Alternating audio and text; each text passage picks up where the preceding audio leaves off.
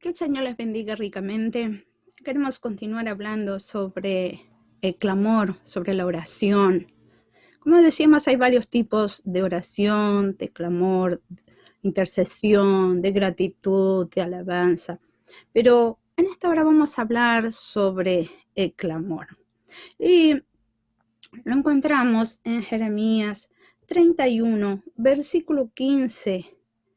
Y dice así la palabra del Señor. Así ha dicho Jehová, voz fue oída en Ramá, llanto y lloro amargo. Raquel que lamenta por sus hijos y no quiso ser consolada acerca de sus hijos porque perecían. Y encontramos en el libro de Lamentaciones 2:19. Allí podemos encontrar la palabra del Señor hablándonos, instando por el clamor. Ahora, Lamentaciones 2:19 dice, levántate y da voces. En la noche, al comenzar las vigilias, derrama como agua tu corazón ante la presencia del Señor. Alza tus manos a Él implorando la vida de tus pequeñitos que desfallecen de hambre en las entradas de todas las calles. Queridos hermanos, hay muchas razones por las que debemos de orar. Hay muchas razones por las que debemos de clamar. Y cuanto más el fin se acerca, aquí encontramos una situación en la palabra del Señor, una situación en la que el profeta está profetizando y luego vemos en Lamentaciones 2:19 el cumplimiento de qué y por qué debemos de clamar. En primer lugar, hay razones por qué clamar. Si nosotros miramos a nuestro alrededor, hay muchas razones. En primer lugar, por nuestros hermanos que sufren, que son perseguidos.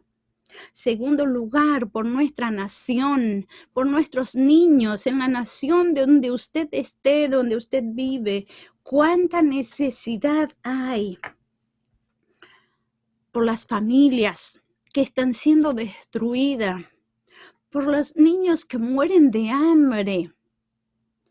Ahora, no solamente esto, necesitamos de clamar por lo que nos pertenece a nosotros. Y usted dice que sí. ¿Cuánto te pertenece a ti? Tus seres queridos que están lejos del Señor, que se apartaron del camino del Señor. Esther, ¿a quién va a suplicar al rey Asuero? Fue suplicar, fue a clamar por su pueblo que le pertenecía a ella, que eran del mismo linaje que ella. Tenemos que clamar por nuestras naciones, para que el Señor liberte las vidas esclavizadas. ¿Cuántos mueren en los vicios, en las delincuencias? Niños, jovencitos, podemos ver allí. Pero qué importante es poder clamar. No podemos pasar desapercibidos o indiferentes. Son personas que están indefensos, no tienen quien por ellos. Cuando Jesús en su ministerio recorría las aldeas y ciudades predicando, al mirar las multitudes, él dice a sus discípulos que él las veía como ovejas que no tienen pastor, desamparadas, que no tiene quien les guíe, que no tiene quien les cuide. Y esta es la cruda realidad del mundo. Entonces, nosotros como hijos de Dios, eso debe pesar en nuestro corazón. Eso debe dolernos y debemos de tomar esa necesidad y comenzar a clamar, a suplicar al Señor por esta cruda realidad. Ellos no pueden valerse por sí mismos. No tienen quien luche por ellos. Pero nosotros no nos debemos de olvidar que tenemos el mismo enemigo que ellos. Usted y yo, como hijos de Dios, tenemos el mismo enemigo que lo tienen ellos. Pero nosotros tenemos una diferencia, hemos conocido el amor de Dios y hemos conocido el Evangelio y hemos conocido la palabra y entonces tenemos herramientas con las que podemos luchar para ser victoriosos, pero ellos no conocen al Señor, no tienen a quién por ellos, están indefensos. Y Dios cuenta contigo y cuenta conmigo, cuenta con nosotros para poder clamar. El enemigo está enfurecido en destruir las vidas. Él está cumpliendo su función. Él vino para matar, robar y destruir. Pero el Señor vino para dar vida y vida en abundancia. Y esa vida, ¿cómo reciben las personas si nosotros como iglesia continuamos de brazos cruzados? Si nosotros como hijos de Dios no hacemos nada, no predicamos, no oramos, no anunciamos la palabra, es hora de clamar. Somos los embajadores del reino de los cielos aquí en la tierra. Somos los responsables. El Señor en su palabra dice, vosotros sois la luz del mundo. Somos nosotros los que tenemos que alumbrar en este mundo tan entenebrecido, en este mundo que camina a un caos sin salida. Entonces hay mucho por quien clamar. No solamente clamar, orar por ellos, porque están indefensos, porque el enemigo de sus vidas ha trazado una trampa. ¿Y qué trampa? Usted me va a decir, podemos encontrar droga, alcohol, los boliches, la inmoralidad, la delincuencia, la inseguridad. Ahora, muchas veces decimos, no, pero es el problema de la política. No, el problema es de la iglesia, no es de la política. Porque el Señor delegó la responsabilidad a la iglesia. El Señor no le dijo a los políticos, vosotros sois la luz. No le dijo a los políticos, vosotros sois la sal. Nos delegó a nosotros, a la iglesia. Él no les delegó a los políticos ir a ser discípulos a las naciones. No, es a la iglesia. Somos nosotros los responsables que debemos de asumir el reto y la responsabilidad, ocuparnos de esa responsabilidad. En una oportunidad en mi clase, hablando sobre el tema de evangelismo, le digo a los hermanos, si cada uno dedicara media hora para evangelizar, media hora para orar y media hora para salir a evangelizar, el mundo sería diferente. Y entonces un hermano me dice, profe, ¿no será mucho? Y le digo, hermano, una pregunta. Sí, digo, ¿tú cumples responsabilidades y funciones en la iglesia? Sí. ¿En lo económico tú cumples responsabilidades y funciones en la iglesia? Sí. Le digo, entonces tú das tus ofrendas. Sí, doy mis ofrendas, doy mi diezmo. Ah, bueno, buenísimo. ¿Y cuánto es el diezmo? El 10%, me dice. Ah, bien, bien. ¿Y si daríamos el diezmo del tiempo? Y me quedaron mirando, ¿qué? Sí, ¿y si daríamos el diezmo del tiempo? ¿Cuánto nos tocaría dar para el Señor durante el día? Si el día tiene 24 horas, entonces tocaría 2 horas 40 minutos. Y yo les estoy simplemente pidiendo 1 hora, media hora de oración y media hora dedicar el tiempo para salir a evangelizar a alguien a quien se les cruce en la vereda, en el camino, evangelizar.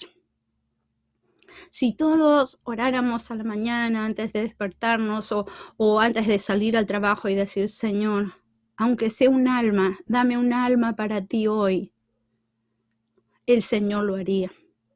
Entonces un grupo de alumnos se hizo de la tarea y la semana siguiente una hermana dice, profe,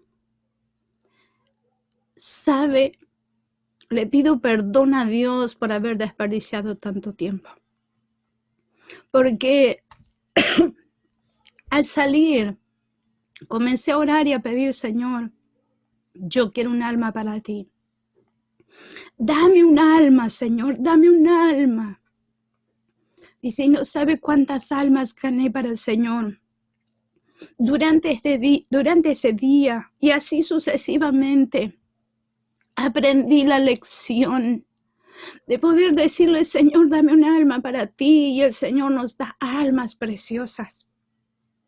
Querida iglesia, queridos hermanos, el Señor está más apresurado en levantar la cosecha que nosotros mismos. Y es tiempo de clamar. Jesús dice, si estos se callaren, las piedras clamarán. Creo que es hora que clamemos por las necesidades. Clamemos también elevando la palabra del Señor a aquellos que jamás han escuchado, para que puedan escuchar que hay una solución. Y Jeremías dice, levántate, da voces cuando en la noche, al comenzar la vigilia. ¿De qué manera? Derrama como agua tu corazón ante la presencia del Señor, con humildad, sabiendo que nosotros no podemos salvar las vidas. Cuando usted mira niños pequeños en la droga o delinquiendo, durmiendo en las calles, comiendo de la basura, eso debe partir nuestro corazón. Y debemos de clamar al Señor. Debemos de pedir al Señor por ellos. Pero no solamente pedir, no solamente orar, sino accionar. ¿Qué puedo hacer yo por ellos? ¿Qué podemos hacer nosotros como iglesia por esa necesidad? En una oportunidad, en una convención misionera, era una de las oradoras, y entonces surgió la pregunta. Un grupo estaba trabajando en un barrio de emergencia, en un asentamiento. Había llovido aquí en Buenos Aires, fue terrible, y ellos fueron a predicar, a evangelizar y a llevar algunas cosas. Y entonces cuando ella llega, golpea una puerta y sale una señora con el agua hasta las rodillas, con un nene en brazo, y arriba de unas tarimbas había otros pequeños, otros hijos. Entonces ella, lo primero que miró, tan impactada, le dice, señora, el Señor le ama. Y esta mujer, con los ojos llenos de lágrimas, dice, si el Señor me ama, si el Señor me ama, ¿por qué me tiene así? Porque muchas veces las personas creen que la situación en que están viviendo es por culpa de Dios, no por culpa del pecado. Pero es importante que nosotros podamos explicarles que es la consecuencia de la maldad y del pecado, no es de Dios. Nosotros debemos de llevar el gran amor del Señor. Y entonces yo le decía, ¿sabe? La iglesia habla mucho, pero hace poco, y debemos de hacer más. Nuestros hechos deben ser demostrado el amor de Dios. Cuando hablamos de Juan 3:16, de cuánto ama el Señor, cuán grande es el amor del Señor.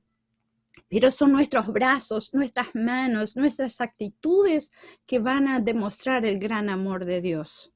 La iglesia debe demostrar cuánto Dios ama a este mundo que clama destrozado.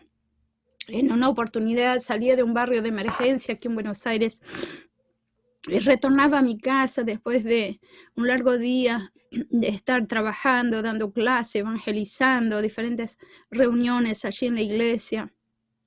Me traía un remisero y me acompañaba un hermano, porque era un barrio de emergencia y para poder salir me acompañaba un hermano que quería hablar conmigo y me dice, hermana, yo estoy aquí en Argentina, yo no soy argentino, pero vine aquí buscando una mejor vida, una solución. Y si vine a trabajar, muy bien, yo soy ingeniero, pero la empresa donde yo trabajo se quebró y yo me quedé sin trabajo. Entonces fui a trabajar de chofer de colectivo. pero venció mi contrato, era por 3 meses y estoy sin trabajo. Y tengo que mandar la ayuda a mis padres, que uno está discapacitado, mi papá está discapacitado y mi mamá está cuidando a mi hijo. Y sí, estoy sin trabajo. Y entonces le digo, hermano, ¿qué hemos hablado durante el día? Dios tiene el control. Aunque hay cosas que no entendemos, pero Dios está en el control de todo y Dios tiene un propósito a través de todas las cosas. Así nos dice su palabra. Y mientras hablábamos nosotros, el chofer para el coche y dice, ¿y a dónde está ese Dios? Y entonces le miro, le digo, perdón, no lo entendí. Sí, ¿a dónde está ese Dios que tiene el control de todo? Ese Dios que ama, ese Dios que hace cosas maravillosas que ustedes están contando. ¿A dónde está? Y entonces le digo, ¿por qué? Me dice, tengo 17 años de matrimonio. No podíamos tener hijos. Con muchos estudios y esfuerzo, mi esposa quedó embarazada, tuvimos una pequeña bebé. Mi bebé nació con un problema cardíaco, necesitaba ser trasplantada. Fue trasplantada y en el trasplante, en el quirófano, mi bebé falleció. Y mi esposa está en terapia intensiva, debatiendo entre la vida y la muerte. ¿Dónde está Dios? Entonces, cuando nosotros miramos a nuestro alrededor, hay muchas cosas por qué debemos de clamar, que debemos de accionar, no podemos pasar desapercibido, indiferentes, querida iglesia. Es hora de despertar y de accionar, de transmitir la palabra, pero también de clamar por los necesitados, de pasar tiempo en las madrugadas o en el día orando al Señor por aquellos que no tienen quien luche por ellos. Y que Dios cuenta con la iglesia, cuenta contigo y cuenta conmigo. Somos nosotros los instrumentos, los siervos y siervas de Dios que podemos clamar en esta hora. ¿Qué vamos a hacer? ¿Qué va a hacer usted con esa responsabilidad? ¿Qué va a hacer usted? Y volvemos al programa anterior. Clama a mí y yo te responderé. ¿Va a clamar usted? ¿O va a pasar desapercibido diciendo no es mi problema? Que se arregle quien tiene que arreglar. Pero la pregunta es, ¿y cuando te apriete los zapatos? Porque no estamos exentos. Hoy es ellos y mañana tal vez seremos nosotros. O cuando estemos delante del Señor. Muchas veces hay personas que no hay que les toque el corazón, no hay lágrimas, no hay nada, pueden pasar y pueden decir, oh Dios mío, qué terrible, pero nada les mueve. Creo que es hora de reconocer que la situación es difícil y que nosotros debemos de cumplir nuestra función, que es nuestra responsabilidad. Niños muriendo, mujeres siendo matadas, matrimonios rotos, destruidos, familias enteras que son desarmadas por la situación económica, que uno tiene que ir a un país, otro a otro país para buscar una solución, para poder solventar sus hijos y educarlos. ¿Qué haremos frente a tanta necesidad? ¿Qué va a hacer usted? ¿Qué va a hacer la iglesia? ¿Qué voy a hacer yo? Todos tenemos un grado de responsabilidad y todos debemos de accionar. El Señor Jesús dijo, a la verdad la mies es mucho, pero rogad al Señor de la mies que envíe obreros a su mies. Cada hermano, cada hermana tiene una responsabilidad. Puede ser parte, orando, clamando y haciendo algo, sembrando la palabra a los que tienes a tu alcance. ¿Qué vas a hacer? Dios te bendiga.